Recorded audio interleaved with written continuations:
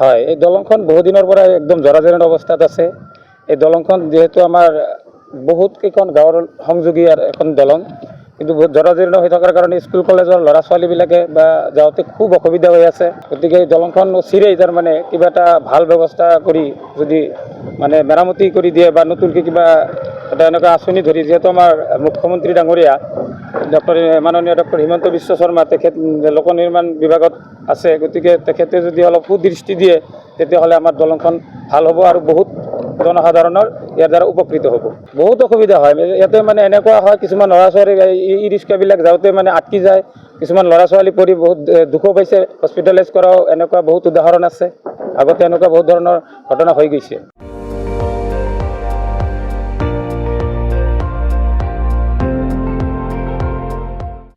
আপুনি চাই আছে ND24, সৰ্বশ্ৰেষ্ঠ নহয় সৰ্বোত্তমৰ দৌৰ।